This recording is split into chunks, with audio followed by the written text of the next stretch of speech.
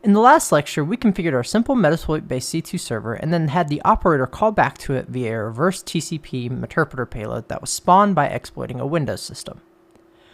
Now we have administrator access to that system and want to do some post-exploitation. So this lesson isn't going to deep dive into any advanced techniques for post-exploitation. We're just going to use what Metasploit provides out of the box, which is honestly really good for what it is. It just depends on the TTPs that you're trying to emulate as a red team. In our case, we're emulating the TTPs an attacker could use if they only made use of Metasploit.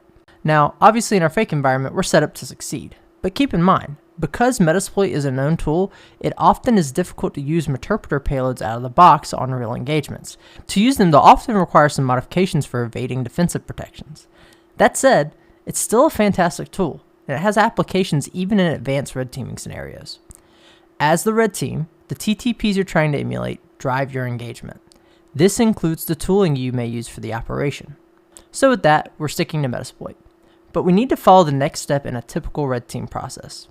I'm going to call back to the Red Team Development and Operations book by Joe Vest and James Tuberville for this. In Red Team Development and Operations, 3 execution phases are described. Phase 1 is to get in. This means actually gaining access to a target's environment, systems, buildings, or whatever the goal may be. We conducted Phase 1 in the previous lecture. We are now in Phase 2, stay in. Stay in is synonymous with a common term that we hear in penetration testing lifecycles known as persistence.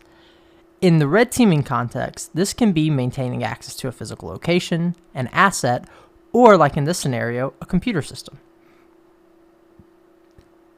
Our goal is to ground ourselves in this system to ensure that we don't lose access, and if we do, that we can quickly get it back. We need to do this before we move on to Phase 3. Phase 3 is to act, or take actions on the objective. If our next goal is to move laterally on this network, or even just steal documents on the system, we don't want to do that just yet. It may be tempting to, but if we start acting now, and we're caught, or we lose our shell for any reason, we're going to quickly regret acting. So we need to establish our presence, cement ourselves, and then have a look around to see what is reasonable for us to do. Even before we execute some of our persistence, we need to examine the system as quietly as we can to make sure that we don't execute something that is going to compromise our stealth. Now, in this scenario, we are pretty safe. I'm going to take a quick peek at some running tasks, and in this current phase, our operator is still ready to re-exploit the system to regain our access if need be. So we haven't really called them off just yet, because we're following the classic rule of 1 is none and 2 is 1. So since we only have 1 shell, they know not to clear out until I tell them we're established or they absolutely have to. That puts the onus on me to work quickly and efficiently to establish our persistence though. So, like I mentioned, I'm going to do a quick process check. And just kind of looking at the system, looking at the processes that are running, it looks like it's a pretty bare bones out of the box Windows systems. It looks like somebody set this up and kind of left it dormant. It's just kind of been hanging, no updates, nothing. There's nothing really fancy that I see here based on the process list alone. So the first thing I'm going to want to do in this scenario is drop another payload onto the system so I can get more shells back without doing exploits. Now since I have system access, I can simply upload another interpreter binary. But before I do that, I want to check and see if we have AV enabled. So far, based on the process list and based on all the actions we've taken, there doesn't seem to be any endpoint protection enabled. You see, nothing stopped our exploit, and we do currently have an interpreter process in memory. During planning against this target, we knew that they had weak endpoint protection, so we aren't worried about being too noisy here. That said, I have known Windows Defender just to arbitrarily turn itself back on, either via Windows Update or something like that. And Windows Defender does have definitions for interpreter. So we just want to take a little bit of extra caution before we start throwing payloads around. That said, obviously this system hasn't been patched in a while, and any configurations it has are probably the same when it comes to firewall and AV. So this isn't looking too good for them. I'm going to drop into a shell and run a quick sc query windefend. Looks like Windows Defender is running, so we're actually going to want to disable that. So we'll say sc stop windefend, and then run another sc query windefend, and it looks like Windows Defender's process has now been stopped. Awesome. So now we shouldn't have to worry about AV catching our payloads or doing anything funky like that. Now, one thing to keep in mind is normally I'd want to script out all of this. If this was a real engagement and not a lecture, I have now left my operator hanging for way too long. My payload should be pre-staged, my post-exploitation techniques should be scripted based on the research and testing that we did beforehand. This course is not covering red teaming as a whole though, just the back-end operations for what it takes to actually set up infrastructure and run an operation on that side. So we're assuming a lot of steps have already taken place here for the sake of getting our hands dirty with the practical skills needed to operate the back end of operations like this, which means, in our case, doing things manually that we would automate just to see how they're broken down. So just keep that in mind. This is a lecture, but in the real world, these steps need to be prepped, tested, and ready. Okay, so we're going to use the payloads module to generate the same payload we've been using. And we're going to name it something like cmd.exe just to be a little inconspicuous and hide it in a directory with some other system executables.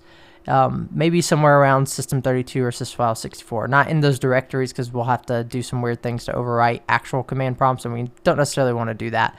But just in that general location, so it seems pretty normal looking. Seems like it's supposed to be there. It'll be relatively difficult to spot, and most people will probably overlook it. I know I would, unless I was just actually really trying to find the differences or paying attention to timestamps and file modifications. So just to the naked eye, it'll be pretty inconspicuous. So we'll exit out of our shell here and background our session, and then use the payload module. So we'll use Windows payload, x64, interpreter, versus TCP, just like before. We're going to set our L-host to be the udemy-c2.injection.sh and the L port to be port 80 as it has been. And we'll say generate in the format which is -f of exe, and -o we'll name this cmd.exe. Awesome, so we've successfully written our payload.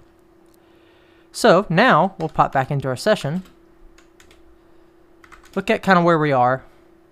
I believe we're in system32 right now, so we'll go up a directory. And we're going to just upload our cmd.exe. Awesome, so now our payload is ready and we have our listener already on standby, so we're ready to get some shells back. Remember, 2 is 1 and 1 is none. So I'm going to spawn 2 more so we have 3 shells to work with. And I could use the execute function, but I had some problems with that before. So I'm going to drop into a shell and simply execute the current directory's cmd.exe. There, we got 1 session open, and we'll do it again. 2 sessions open. Awesome. So we'll exit out of that.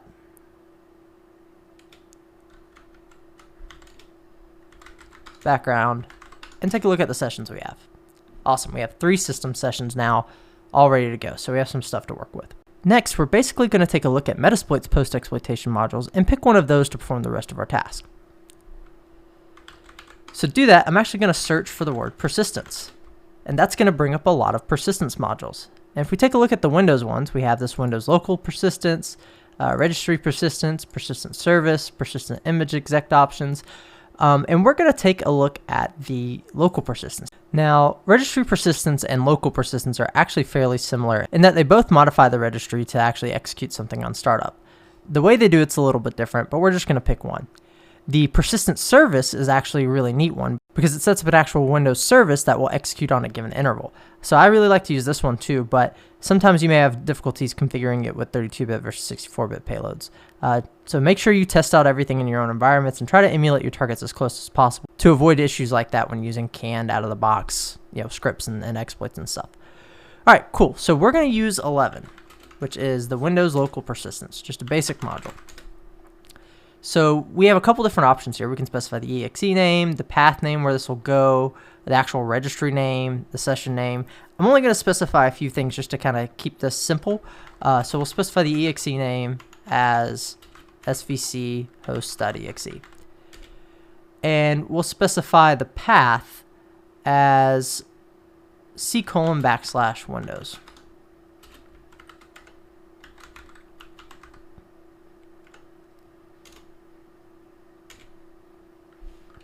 Actually, may want to do c:\Windows. There we go. So we escaped. Cool. So this is going to store this svc host.exe in the Windows directory, which shouldn't be a problem. And then we have the option to do a registry name. By default, it's a random value. We can select the session, which we will do. We'll set the session to session 1. And then we'll also set the startup value. So we can select this to start up as a user or as system. Since we have system privileges, we want to keep system privileges. So we'll set this startup as system. Now there is a benefit to kind of hiding and scattering different persistence mechanisms as different privileges. For example, since we know this system hasn't been patched and it's on Windows 7, there's a lot of privilege escalation exploits that we could use. We don't even have to rely on misconfigurations. So we could do a user, log in as a user, escalate our privileges, and be back to where we want. So it's worth considering setting up more than one persistence avenue, even as like a lower privileged user, just so you can get back to the system. All right, if we take another look at our options, see if we've got everything set here. I think we've got everything that I want to set. We can, of course, change the VBS name and other stuff, and it's recommended that you do these things. One, so you're keeping track of exactly what you put and where, the exact values and all that kind of stuff. And two, because you want to kind of blend in as much as you can. You don't want this to tip off somebody. We're in an environment where they don't really have any alerting or logging past like maybe local event logs or something like that, which we could clear out. And so the only thing that they have is looking at, timestamps or things that look kind of out of place on the system. And if they're not familiar with their system, there are still things in that we can spoof. So we could, time stomp over different timestamps, and we could put things in really convincing places that make it hard to tell. So unless they truly know their system and know something shouldn't be there, we can live on this for a long time. So take a look at our options. It looks like we've got everything set up. The only thing that we want to change is this payload. So we'll set the payload to be what we've always had it as Windows 64-bit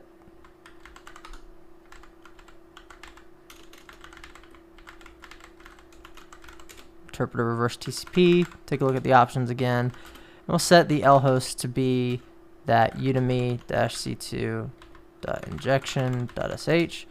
Set the L port to be port 80 where we're listening.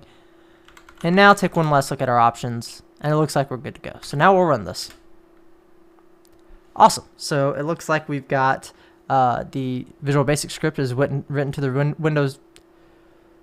All right, so awesome. It looks like we've got the VBS script written to the Windows directory. We've got a randomly named registry key, and everything else should kind of be put where it goes. It's nice they also give us this cleanup script, so we can actually run this to clean things up afterwards. This is important because as a red teamer, you kind of want to log everything as you go. You want to know exactly what you did, where you put things, and keep a record of that. Because after the engagement, you may have to help the blue team clean up. In fact, in most cases, you should be helping the blue team clean up because they may not find everything. You did your job and did it well, and unfortunately, if they weren't able to keep you out, or even if they did, any artifacts you drop, they may not find everything, and these are not your systems. So to be a good professional, you got to make sure you clean up. It's nice that some of these interpreter modules give you some cleanup scripts to assist in that process. So now it's safe to say we're pretty well grounded and not too terribly obvious that we're on the system to the common eye. Now we can give our operator the thumbs up to move on to their next objective, and we can keep playing around on the system, looting things, establishing even further persistence, playing different tricks that we need to play to maintain our access and stay in. And once we feel comfortable, we can actually start taking actions on the objective. My next objective is to simply try and gather credentials. For the sake of the scenario, we already know this host doesn't have anything we need on it.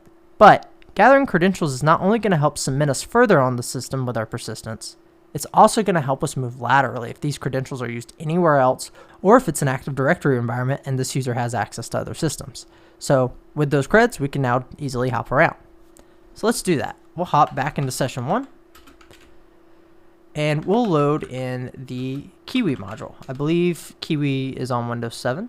Yep, should work good. You have Kiwi and Mimikatz. They're both Mimikatz, but one is the version that's built for older systems, and one's built for newer. So Kiwi's for the newer systems usually. So we can look at help to see what our options are, and we can just run creds all in our case. We don't have anything really to lose here. Nothing special we need to do. We don't need to do any golden tickets or anything. We just creds all and see what kind of credentials we get. Look at that, clear text passwords right in memory, just like we would expect from a good old Windows 7 system. So now we can take this credential, mark it down somewhere, and go use it. So that's all for this section. Please take a look at the assignment of setting up the simple C2 server for yourself and give this stuff a try. If you want to walk through the full scenario that we've done here and don't have access to an adequate lab, I suggest that you take a look at Rapid7's Metasploitable 3 Vulnerable VM. You can use that to emulate the scenario locally. I'll have it linked to the materials for this section. See y'all in the next lesson.